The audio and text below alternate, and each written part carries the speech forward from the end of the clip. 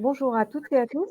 Bienvenue dans ce nouveau webinaire de notre série que nous avons souhaité vous consacrer, vous, délégués et sociétaires.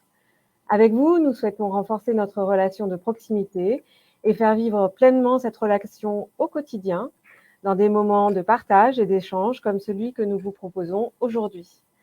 Car nous sommes convaincus que c'est en travaillant en proximité avec vous, en vous associant à nos réflexions, en vous donnant l'opportunité d'échanger sur les grands enjeux de la gestion des risques et sur les solutions opérationnelles, pragmatiques, que nous vous accompagnerons au mieux.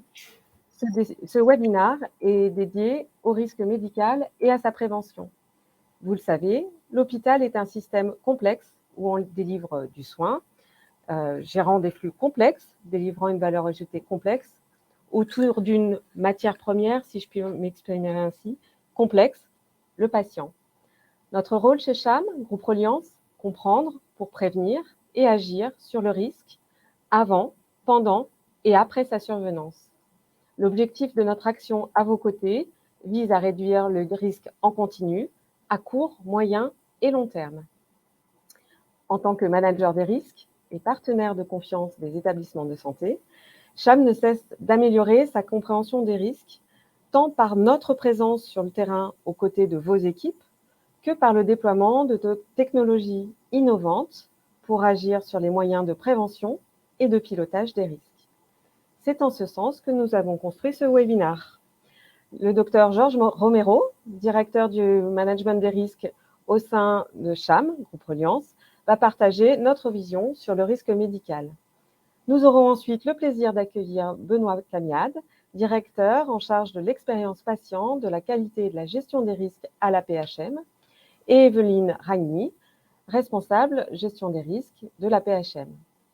Je les remercie sincèrement de leur présence et ils vous partageront leur perception de la nouvelle version de la visite de risque CHAM et de leur retour d'expérience. Vous le verrez, cette visite de risque a pour objectif non seulement de mesurer l'exposition au risque des établissements, mais aussi de formuler des recommandations organisationnelles et médico-légales en assurant un suivi dans le temps. Nous poursuivrons ce temps d'échange en s'attachant plus particulièrement au risque au bloc opératoire qui représente la moitié de la sinistralité des établissements et où l'on constate qu'il existe de nombreux flux de données précieux et inexploités. Anna Guerini, Risk Manager CHAM en Italie, vous présentera l'accompagnement Risk Management dans la mise en œuvre des solutions technologiques au service des équipes des établissements, et notamment par le déploiement de Care Syntax, une solution d'un de nos partenaires, avec un retour d'expérience d'un hôpital italien. Katia Hérault, Risk Manager France, complétera ses propos. N'hésitez pas surtout à poser vos questions dans le chat prévu à cet effet. Et un temps de questions-réponses est prévu à l'issue des échanges. Je passe maintenant la parole à Georges Romero et je vous souhaite un bon webinaire.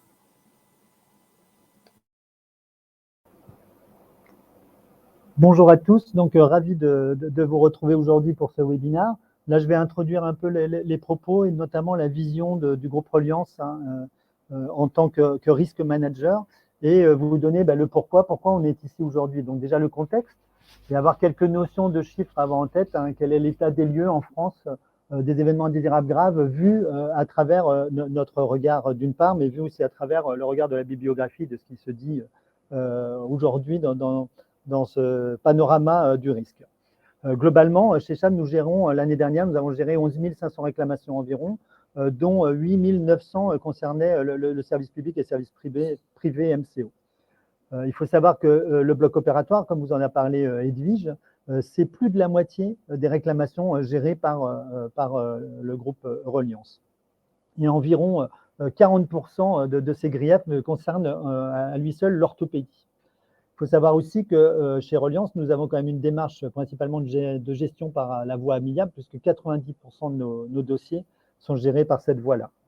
Si on regarde maintenant ce que dit la bibliographie, il y a une étude nationale qu'il faut avoir en tête, l'étude nationale des événements indésirables associés aux soins, qui démontrerait qu'il existe un incident grave toutes les semaines dans une unité de 25 lits en chirurgie ou de 30 lits pour une unité de médecine. Et que ces facteurs favorisants à savoir les problèmes d'organisation, les définitions des rôles du qui fait quoi, le travail en équipe et également les défauts de culture sécurité sont de plus en plus importants. Donc, on pourrait considérer que si on regarde ces 20 dernières années de management des risques en France et dans le reste du monde, ben l'évolution nous paraît clairement insatisfaisante. Et c'est pour ça qu'en tant qu'assureur, nous nous positionnons aujourd'hui en tant que risque manager pour accompagner nos clients. Alors, on va parler de management des risques très rapidement pour se poser la question, qu'est-ce que le management des risques? Il est important de se remettre la définition en tête, parce qu'en fait, le management des risques, ça ne se fait pas seul dans un coin, c'est toute une équipe, toute une organisation qui doit se mettre en place. Et l'objectif est évidemment d'éviter les incidents, mais aussi d'en diminuer les conséquences. Et ce deuxième point est vraiment fondamental dans notre vision et dans la vision management des risques. Donc, elle reporte sur une méthodologie. Cette méthodologie permet, pour objectif de diminuer les incidents, en travaillant notamment sur le retour d'expérience. Et c'est pour ça que notre ambition dans le groupe Reliance est de garantir aux côtés des professionnels de santé, de nos sociétaires, des établissements de santé, de à la fois sécuriser le parcours de soins, mais également de maintenir et de sécuriser la continuité de l'activité des établissements de santé.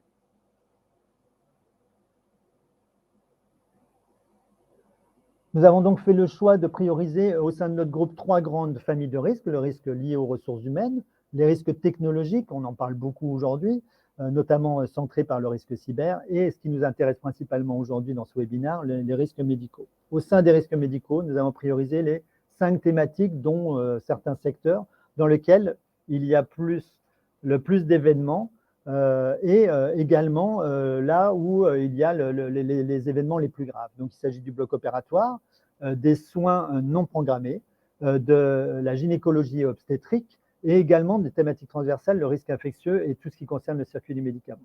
Et on va regarder notamment les impacts humains, évidemment centrés sur le patient, mais également impact organisationnel, juridique, la réputation, la notoriété de nos clients, des établissements de santé et le risque financier. Notre vision, elle est simple, elle veut avoir une vision globale sur le risque avec ce qu'on appelle une vision 360, 3 étapes clés, analyser pour prioriser les risques et les identifier pour pouvoir travailler dessus,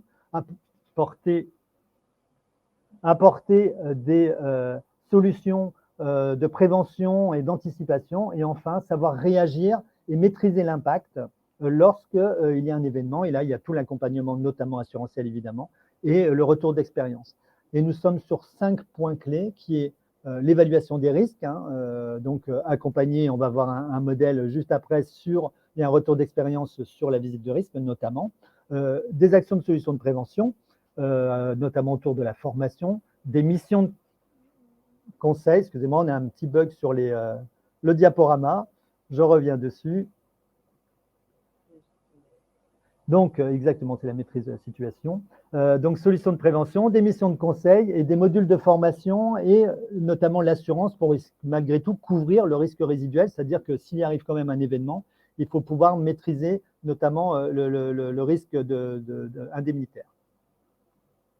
Donc, la visite de risque, dont on aura le témoignage juste après, on a une nouvelle version. Donc, historiquement, c'est Cham et le groupe Reliance proposent ces visites dans le cadre d'accompagnement de nos clients, des établissements, pour pouvoir identifier leurs risques prioritaires et les accompagner. Nous avons fait une nouvelle version qui clairement se met dans une position d'être en partenariat avec les établissements qui prennent une réelle part sur cette préparation, sur cette réalisation. Et l'objectif est vraiment de produire un accompagnement auprès des établissements pour identifier, prioriser et maîtriser les risques principaux identifiés avec les établissements que l'on accompagne. On va faire ensuite, comme l'a dit Edwige, un retour et un focus particulier sur le bloc. Alors, pourquoi sur le bloc en quelques chiffres? Je l'ai déjà dit en introduction. La moitié des événements, plus de la moitié des événements que l'on gère arrivent au bloc opératoire. Une information aussi à avoir, c'est que globalement, le bloc opératoire, la moitié des événements ont lieu au bloc opératoire, mais ont aussi lieu en post-opératoire. Il est fondamental de gérer l'ensemble du parcours chirurgical en y intégrant des solutions d'accompagnement, d'évaluation de risque et aussi, on va le voir, des solutions technologiques à travers une plateforme digitale dont je vais vous dire quelques mots juste après. L'objectif est aussi de se mettre en tête, c'est que les principales causes d'événements indésirables dont je vous ai parlé, donc les problèmes d'organisation, les défauts de vérification, profil de patient ou encore les défauts de communication, se doit d'être maîtrisé sur l'ensemble des secteurs et notamment sur le bloc opératoire. Et notre accompagnement a pour objectif de maîtriser ces risques-là. Et donc, on a fait un partenariat avec une solution technologique qui s'appelle CareSyntax. En quelques mots très rapidement, elle se base sur l'utilisation de la vidéo au bloc opératoire, donc du vidéo management, de l'intégration d'images, et aussi sur la digitalisation de l'ensemble des outils qui sont connectés au bloc opératoire, qui aujourd'hui créent de la donnée qui n'est pas structurée et non exploitable. L'objectif pour nous est à la fois d'utiliser l'image et également d'utiliser cette donnée pour créer un dossier chirurgical enrichi, c'est-à-dire de pouvoir capter l'ensemble des actions et des modalités de prise en charge du patient qui sont enregistrées pour avoir une qualité de dossier optimale, améliorant la prise en charge du patient. On travaillera ainsi sur 3 piliers majeurs. Le premier qui va être la prévention et la réduction des risques, notamment à travers des exemples, c'est le redatage, pouvoir améliorer la checklist, la gestion des incidents en bloc pour améliorer l'analyse a posteriori et la détection en direct, et améliorer le compte-rendu opératoire intégrant de l'image, du texte de façon automatique. Un deuxième pilier que sera le pilotage du bloc, mesurer et assurer une meilleure efficience du plateau technique, permettant d'avoir un travail automatique autour des indicateurs de pilotage, renforcer le travail en équipe et consolider le lien entre bloc opératoire et équipe qualité. Et enfin, l'amélioration des pratiques au bloc opératoire, utilisant notamment la vidéo management, c'est le principe de la pratique délibérée, très utilisé chez les sportifs, qui est de revoir les images d'une intervention ou d'un acte anesthésique ou infirmier pour en améliorer la performance et la réalisation de cet acte, et aussi de pouvoir participer éventuellement à des benchmarking si l'établissement le souhaite. Je vais donc laisser la parole dans un premier temps à Katia, donc ma collègue de l'équipe Direction Risk Management, qui va vous montrer un peu quel est le schéma aujourd'hui d'accompagnement Risk Management, et juste derrière, on enchaînera sur le retour d'expérience de Marseille sur la visite de risque. C'est à toi, Katia. Donc, la démarche d'accompagnement se séquence en 3 temps, avant, pendant et après. Donc, avant, il y a un diagnostic qui est fait, comme vous le disiez, Georges, avec une identification et des recommandations qui sont émises à l'issue de ce diagnostic. Ensuite, il y a un déploiement de la solution CareSyntax, alors avec une assistance technique, mais également un accompagnement en management des risques. Un accompagnement qui se fait au moment du déploiement, mais aussi après, avec des mesures d'impact qui sont régulières. Et toute cette démarche est accompagnée d'une aide à la conduite du changement, puisque pour accompagner la digitalisation du bloc, ça nécessite d'être accompagné sur le sujet. Merci Katia. Donc vraiment le message clé sur cet accompagnement, c'est de se dire que quand on installe une solution technologique en partenariat entre le groupe Reliance et typiquement CareSyntax, c'est vraiment d'être présent et de ne pas être dans une situation où on va installer le matériel et partir après, mais vraiment d'accompagner et de s'engager sur l'impact et la mesure de cet impact et du retour sur investissement de la part de l'établissement afin de maîtriser les risques et améliorer l'efficience. Donc on va donner la parole maintenant au retour d'expérience de Marseille sur cette visite de risque dont je vous ai parlé. Donc, visite de risque qu'on a réalisée il y a quelques mois, et comme je disais, sur les nouvelles modalités, et notamment vraiment le lien et le partenariat avec l'APHM donc à Marseille. Donc, je donne la parole à Benoît Camiade et à Evelyne Rani pour le retour d'expérience. Bonjour à tous, merci de nous avoir invités à témoigner sur notre visite de risque. Je suis désolé, on est un peu contre on va faire comme ça ira peut-être mieux. Peut-être en propos introductif, vous dire qu'une visite de risque CHAM ne tombe jamais au bon moment. C'est-à-dire que on peut le faire au mois de janvier, au mois de juin, au mois d'août, au mois de décembre. Vous trouverez toujours une bonne raison de demander à la CHAM de reporter 1, 2 ou 3 fois ce que nous avons fait. Je le dis de manière très transparente. Et finalement, on a choisi un mois qui n'était absolument pas adapté, qui est le mois de juillet. Tout ça pour relativiser un peu les choses et vous dire que vous pouvez imaginer qu'il y a une période qui est plus favorable qu'une autre. C'est probablement pas vrai. pour avoir connu une visite de risque dans mes précédentes fonctions, j'ai pu noter le changement de paradigme par rapport à ce qui était imaginé lors de ces visites de risque. On était dans un schéma très HAS, on va dire, sur les modalités précédemment.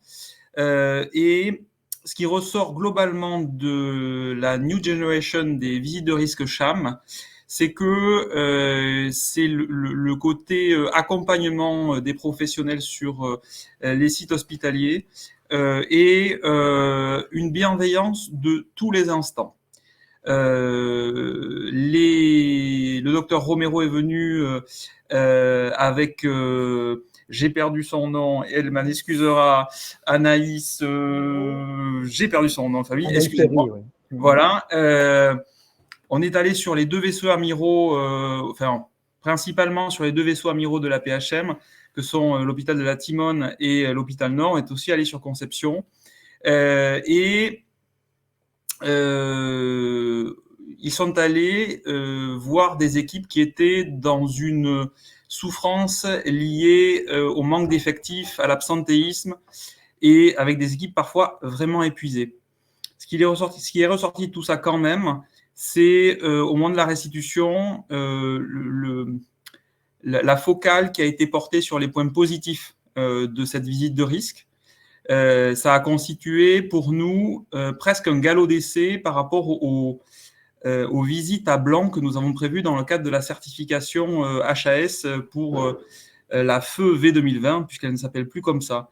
Alors, on a considéré que c'était un galop d'essai et ça nous a permis de remettre un peu les gens dans une dynamique autour des enjeux qualité. Et évidemment, les secteurs audités faisaient écho direct à notre bilan de sinistralité et aux sinistres généralement constatés sur l'ensemble des établissements. On parlait de l'ortho, encore que vous n'êtes pas venu sur ce sujet-là chez nous, mais en tout cas, vous êtes passé par les urgences de Nord, vous êtes allé sur les urgences cardiovasculaires, l'articulation entre 2 sites, bref, des choses qui sont assez compliquées parfois à driver pour des maisons aussi grandes que celles de la PHM. Et le bilan de tout ça est très positif. Ça, c'est le pendant. Le avant, on a préparé un peu les choses. Le rapport est arrivé. Aujourd'hui, nous sommes sollicités par la CHAM pour voir comment ils peuvent nous aider à porter les améliorations qu'ils ont encouragées dans leur rapport. C'est un travail que l'on va engager. La visite a eu lieu au mois de juillet. On a organisé en partie le retour d'expérience à froid auprès des services concernés. Et derrière, il faut qu'on retourne, enfin qu'on s'adresse à la CHAM pour leur demander comment ils peuvent nous aider, ou plutôt leur faire des propositions pour voir comment l'organiser. Ça peut être sur des choses assez classiques comme l'annonce d'un dommage associé aux soins, des choses pour lesquelles on n'est pas très bon de façon générale et où il faut 100 fois sur le métier remettre son ouvrage pour insister sur, j'allais dire, le cadre dans lequel ces annonces doivent être faites. Et surtout, ça permet de sécuriser les professionnels dans des exercices qui sont parfois compliqués. Ça commande de travailler à la fois sur les médecins les plus jeunes ou avec les médecins les plus jeunes, mais aussi sur les seniors qui parfois disent aux plus jeunes de s'occuper de ce genre de choses, ce qui est extrêmement compliqué, comme on peut l'imaginer. Voilà, c'est un exemple parmi tant d'autres. Je ne parle pas davantage. Autour de moi, ce n'était pas prévu, mais j'ai la présidente de la cellule qualité du site Timone qui est avec nous et la RAC du site qui, elle, a vécu la visite et Evelyne Rani.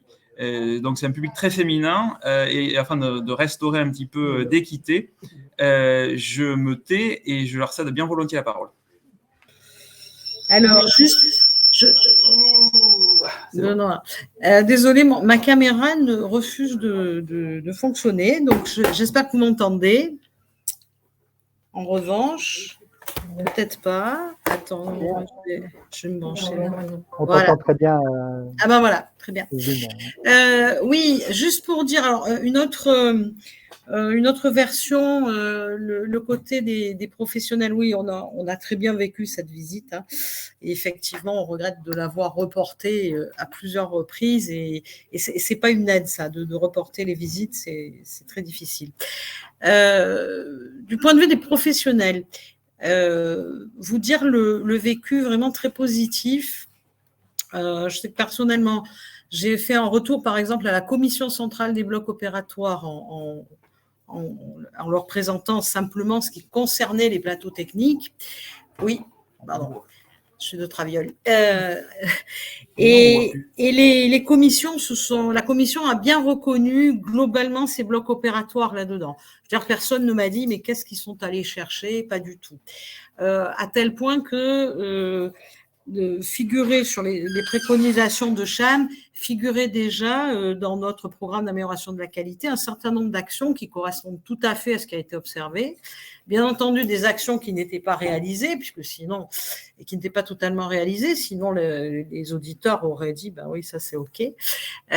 Donc ça c'est la visite de CHAM, elle nous permet, même si des actions sont déjà signalée, elle nous a permis de prioriser ces actions-là, de dire voilà, ben, au sein du PAX qui, pour celui de la PHM, est pléthorique, ben, vous voyez, voilà, CHAM est venu et telle et telle chose qui sont soit non initiées, soit vraiment très partiellement amorcées, pour diverses raisons, hein, quelles que soient les causes.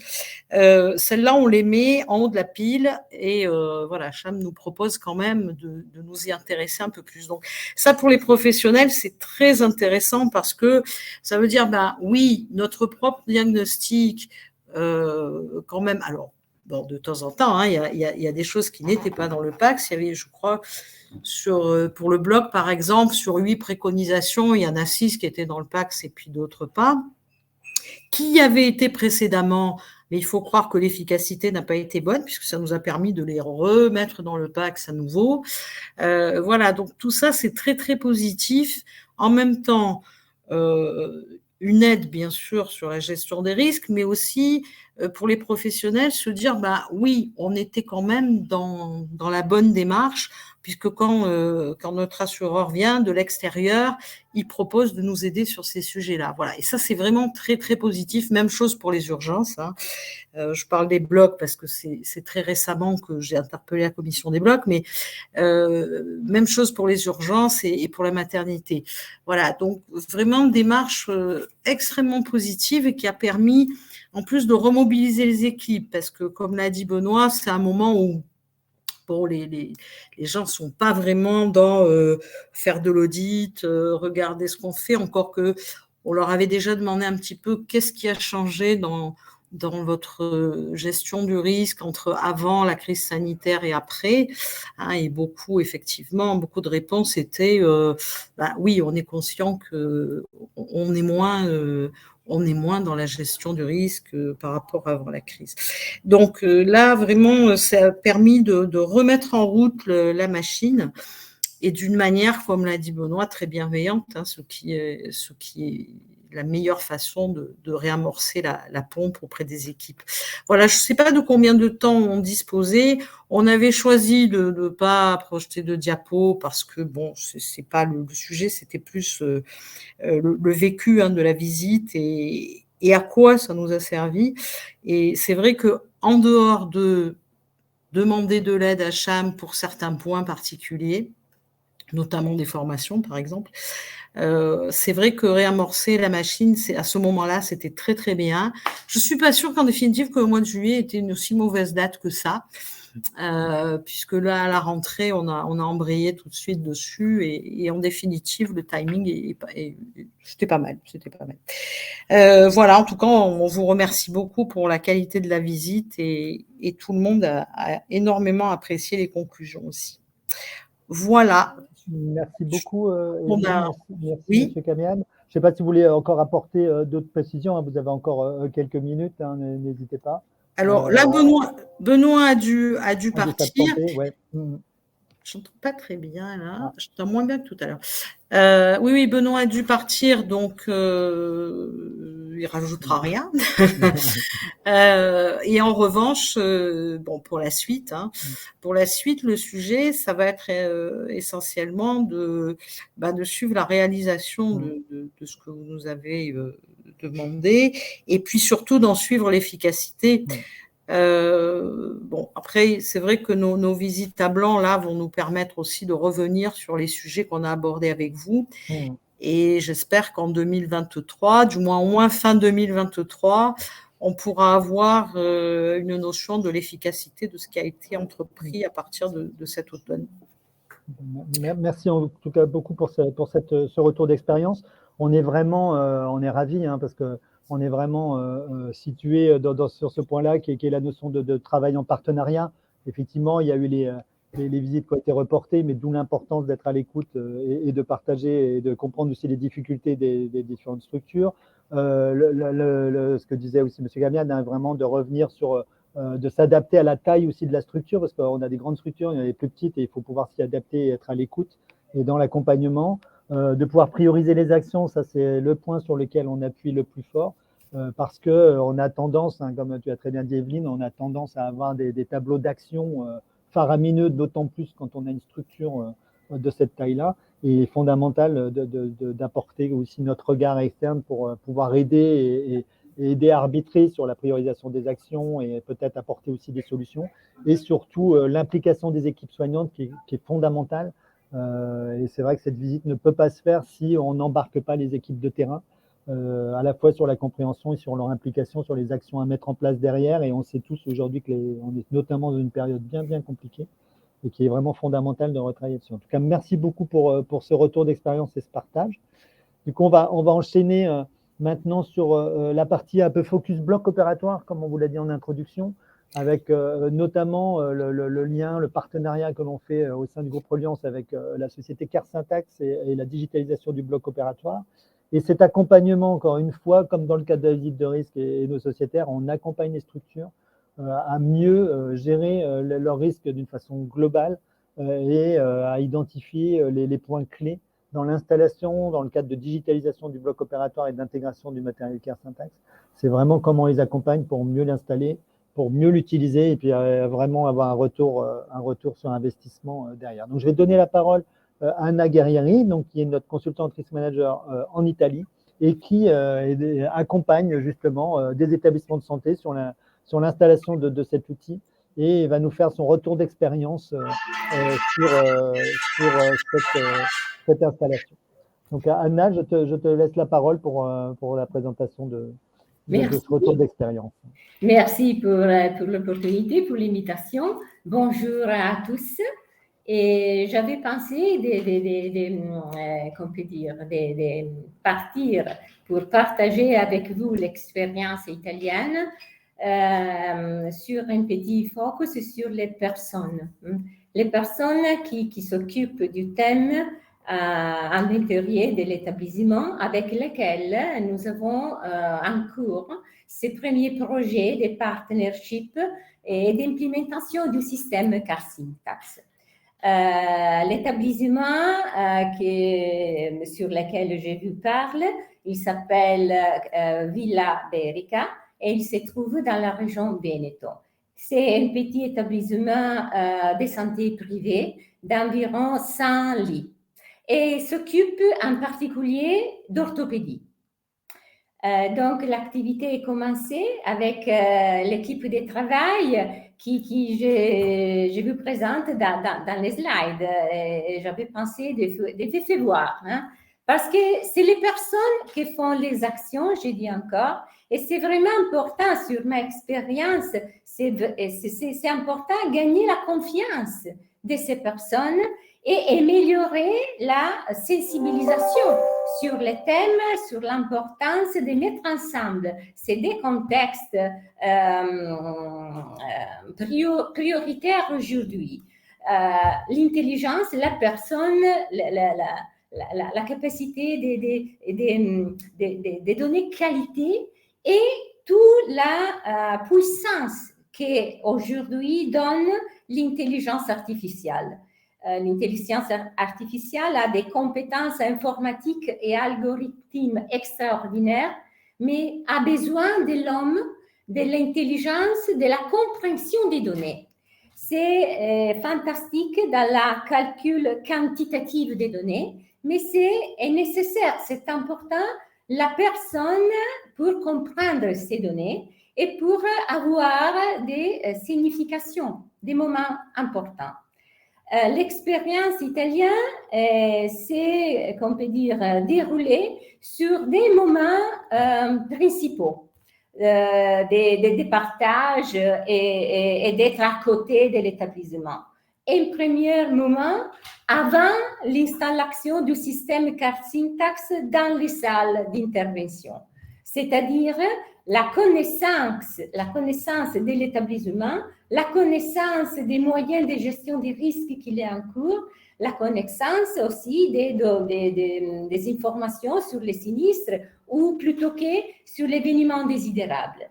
Et nous avons fait une analyse de ces données et à côté, nous avons fait aussi une visite des risques pour comprendre les niveaux de gestion des risques dans l'établissement. Ensuite, nous avons fait un retour d'expérience sur la VDR, partagé avec la direction et la communauté médico-assistentielle, et nous avons construit un petit planning de déroulement de la mise en place du système carte syntaxe et de l'aide sur l'utilisation du système. J'avais fait aussi, j'ai proposé et j'avais fait aussi la cartographie carte au risque sur les parcours de prise en charge du patient dans le bloc opératoire. Parce qu'on va retourner sur le thème de la personne pour commencer à parler avec l'équipe de travail dans les blocs opératoires des processus et prise en charge du patient, de connaître mieux, de parler et d'étudier ensemble des risques spécifiques qu'on peut rencontrer qui se présentent dans le parcours de prise en charge du patient. Et c'est un point important qui a apporté des confiances en plus. À côté de ce premier moment, c'est tous les deuxièmes moments d'aide sur les systèmes carte syntaxe après l'installation du système dans les salles. Donc, il y a le moment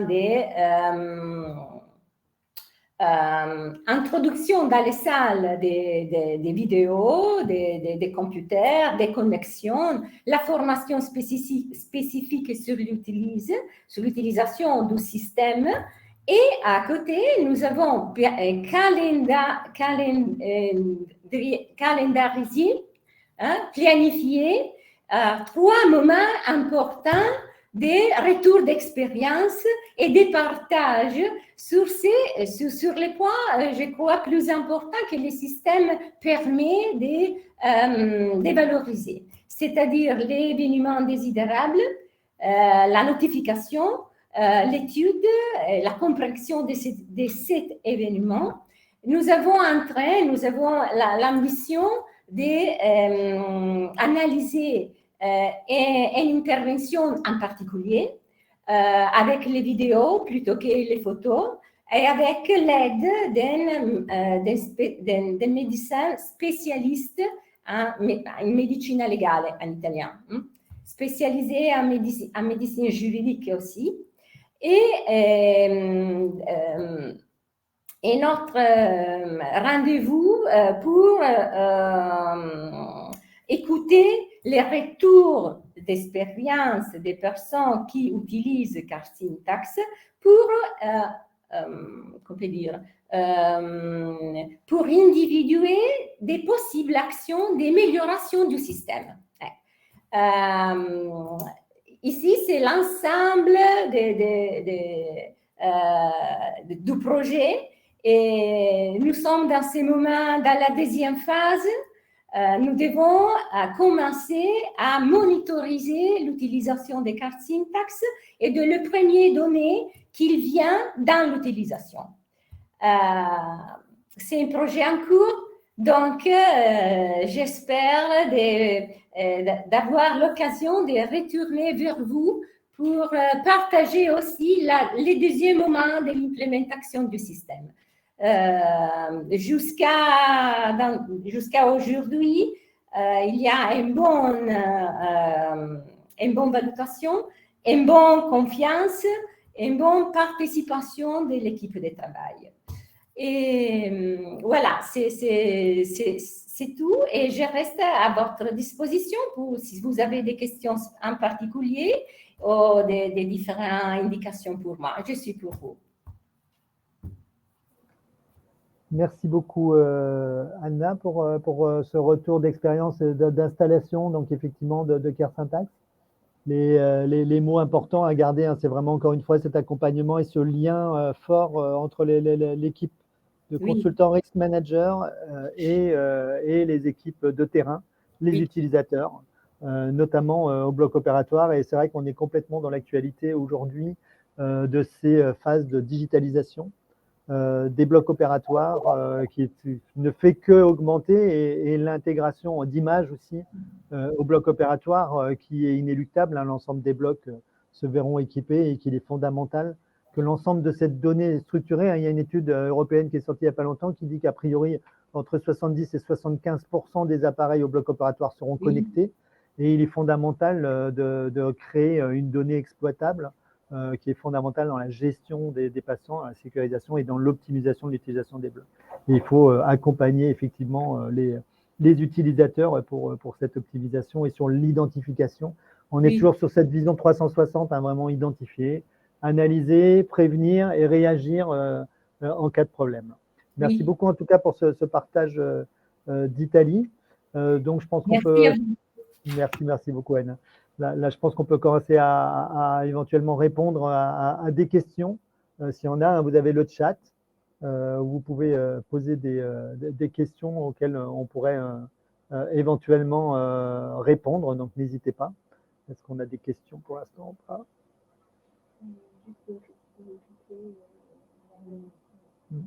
Oui, il y a eu la question sur le replay. Donc, effectivement, il y aura un replay pour accéder et revoir cette présentation et ce retour d'expérience de Marseille et retour d'expérience d'Italie sur la digitalisation des blocs opératoires et Marseille sur la visite de risque et l'expérience sur les nouvelles modalités de visite de risque que nous avons réalisées.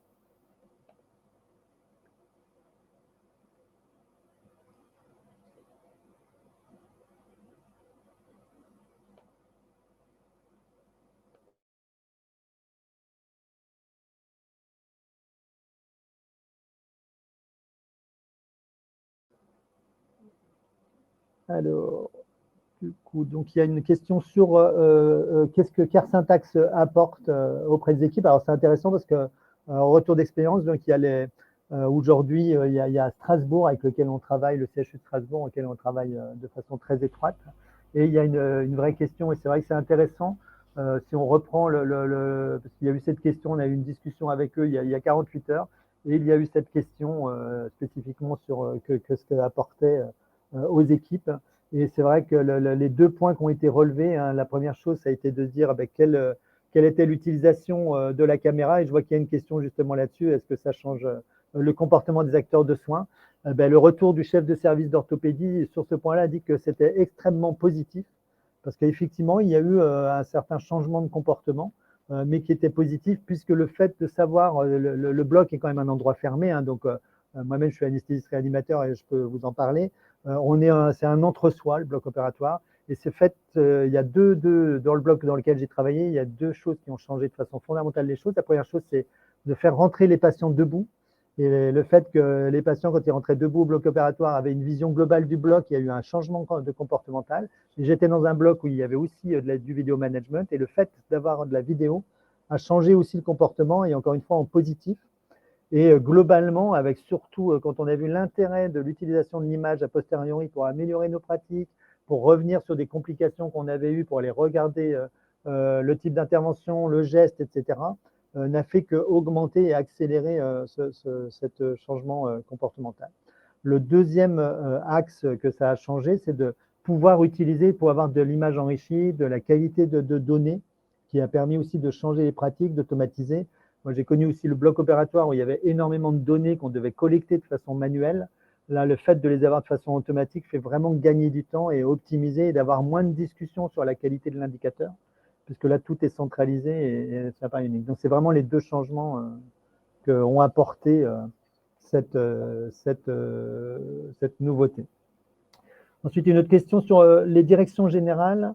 Sont-elles généralement présentes au retour à chaud des visites de risque? C'est une très bonne question, merci. En fait, historiquement, les directions générales étaient toujours présentes et le sont encore. Et en fait, là où, par contre, les équipes de terrain l'étaient moins, et c'est là où on a apporté le changement, c'est que globalement, on veut vraiment, encore une fois, être en partenaire et mettre l'ensemble des parties prenantes autour de la table.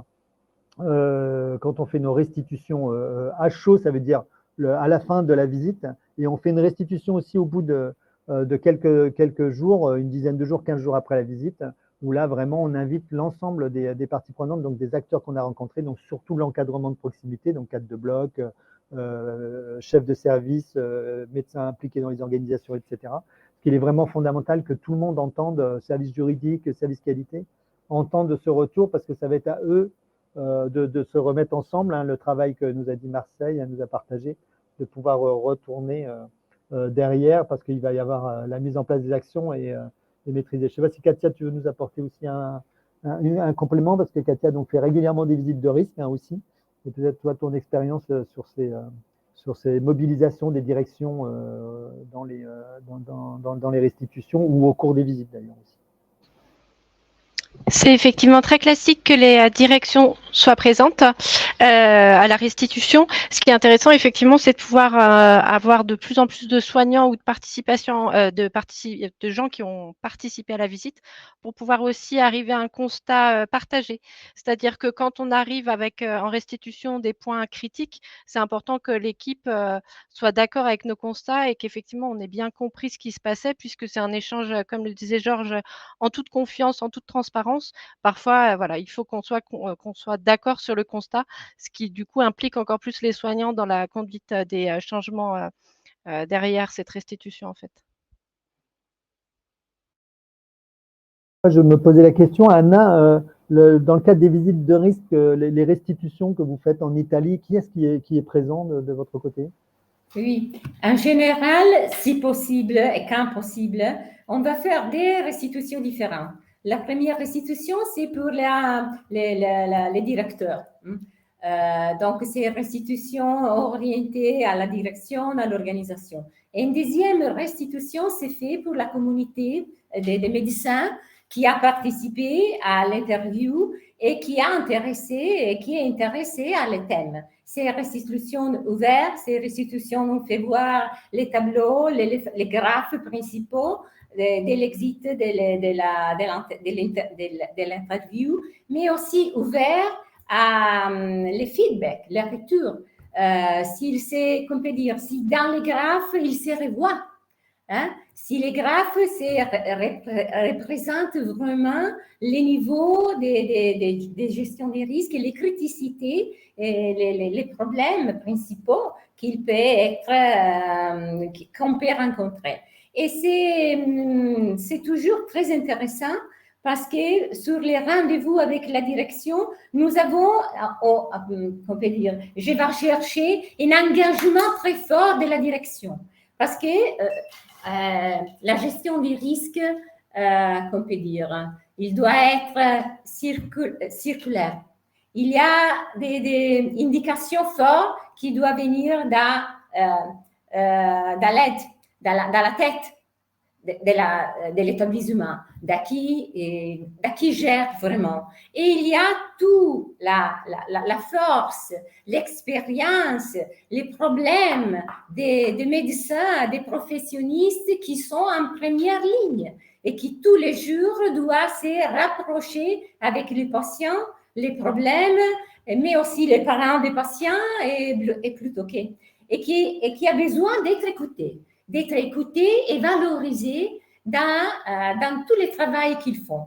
et qu'on peut dire, un pas que c'est mon ambition et mon impegno, hein, c'est mon point de référence, c'est dire merci. Merci à ces personnes qui travaillent tous les jours et qui font vraiment beaucoup de choses. Et je ne sais pas en France, mais en Italie, par exemple, dans ces périodes, il y a vraiment peu de professionnels. Ils ne se trouvent pas. Ils sont vraiment très chers et se paient. Se paient avec beaucoup de travail. Donc, merci beaucoup en tout cas Anna pour ce retour. Là, on a une question, là, je te coupe la parole parce qu'on a une question intéressante, je pense que ça sera la dernière, qui est une question sur pourquoi l'apprentissage de l'erreur assisté par la technologie, donc par Care Syntax, peut-elle améliorer la sécurité des patients en bloc. Et effectivement, là, il y a un vrai sujet dessus. Je vous l'ai dit, hein, globalement, il y a 4 causes principales au bloc opératoire et dans l'ensemble des prises en charge de soins qui expliquent nos erreurs, les incidents, et il est fondamental de pouvoir travailler dessus. Et en fait, l'apport, comme on l'a dit, de l'image, l'apport de pouvoir revenir a posteriori grâce à l'image et grâce à la donnée, doit nous permettre de travailler sur cette analyse, etc. Mais sans l'accompagnement, sans l'apprentissage de la culture de l'erreur, sans ce changement, du coup, à apporter ce changement culturel, ça ne marchera pas. Ça reste quand même de la technologie et si on n'y croit pas, la technologie, on la laisse éteinte et on n'appuiera pas sur le bouton. Et c'est pour ça qu'encore une fois, la technologie nous permet de sécuriser les organisations, mais si derrière, il n'y a pas un accompagnement au changement culturel, l'outil ne fonctionnera pas ou n'aura pas en tout cas les objectifs qu'on pourra se donner. Et si on prend le lien avec la sécurité routière, on peut effectivement sécuriser au maximum vos voitures. Si vous continuez à conduire de façon complètement irresponsable, il y aura toujours autant d'accidents. C'est exactement le même principe. Donc du coup, je pense qu'on va laisser le mot de conclusion à Edwige pour ce webinaire et merci à tous pour y avoir participé et merci à tous de nous avoir écoutés. Merci Georges. Et en effet, ce webinaire touche à sa fin. Je vais te répéter. Merci à tous de votre participation. Merci également pour vos questions qui nous ont permis d'interagir. Et vous voyez, c'est exactement comme ça qu'on souhaite travailler et continuer à poursuivre tout ce travail de risk management, que ce soit côté prévention, que ce soit côté assurance et demain sur le volet pilotage. Merci bien sûr à tous nos intervenants pour le partage qu'ils ont pris le temps de faire avec vous. Et partage qui, je l'espère, vous aura permis de mieux appréhender la vision du risque médical et que l'on souhaite collectivement, en tout cas, améliorer pour encore mieux répondre aujourd'hui et demain à vos enjeux. Je vous donne rendez-vous pour notre prochain webinaire qui sera consacré cette fois-ci au risque cyber des établissements. Et ce webinaire aura lieu en décembre. Vous recevrez bientôt, bien sûr, en amont, les invitations qui iront bien. Et sur ce sujet, n'hésitez pas également à nous faire part de vos questions en amont et nous aurons à cœur de partager avec vous notre vision, notre expertise et puis notre ambition dans l'accompagnement que nous vous proposons. Je vous dis donc à très bientôt.